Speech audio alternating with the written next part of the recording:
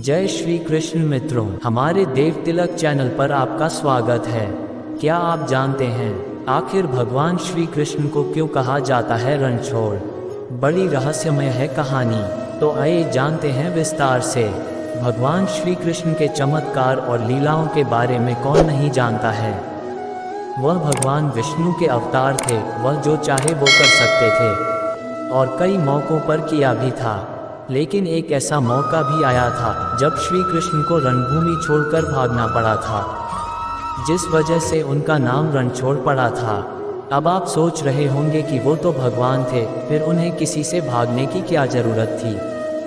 दरअसल इसके पीछे एक बेहद ही रहस्यमय कहानी है, जिसके बारे में शायद ही आप जानते होंगे।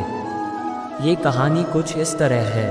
एक बार मगध राज जरासंध ने भगवान श्री कृष्ण को युद्ध के लिए ललकारा था, लेकिन वह सिर्फ अकेले नहीं बल्कि उसने श्री कृष्ण के खिलाफ युद्ध के लिए यवन देश के राजा काल्यवन को भी अपने साथ मिला लिया था।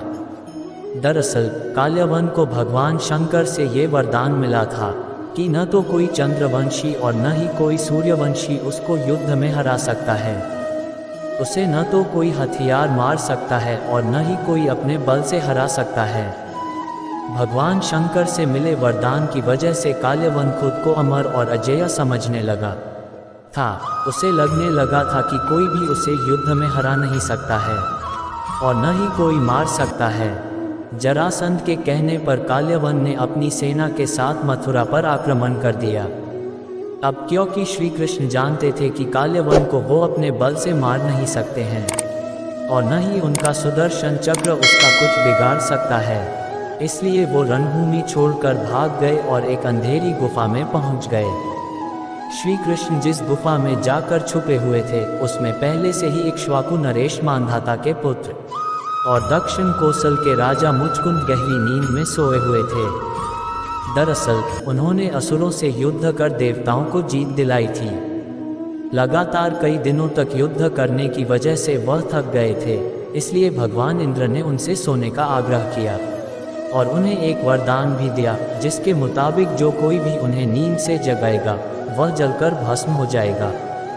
राजा मुचकुंद को मिले वरदान की बात श्री कृष्ण को पता थी, इसलिए वो काल्यवन को अपने पीछे पीछे उस गुफा तक ले आए जहां राजा मुचकुंद सोए हुए थे।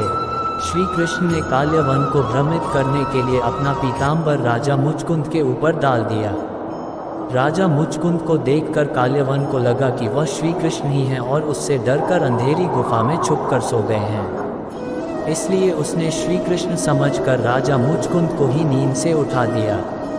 अब राजा मुचकुंद जैसे ही नींद से उठे, काल्यवन वहीं जलकर भस्म हो गया। असल में ये भगवान श्री कृष्ण की ही एक लीला थी।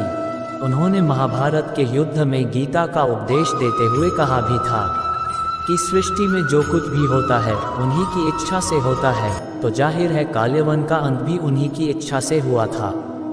मित्रों, इस तरह पड़ा भगवान कृष्ण का नाम रणछोड़। अगर आपको हमारा वीडियो अच्छा लगा तो कमेंट बॉक्स में जय श्री कृष्ण जरूर लिखें और हमारे देव तिलक चैनल को सब्सक्राइब करें। तो मिलते हैं किसी नेक्स्ट ज्ञानवर्धक वीडियो में, जब तक के लिए जय श्री कृष्ण।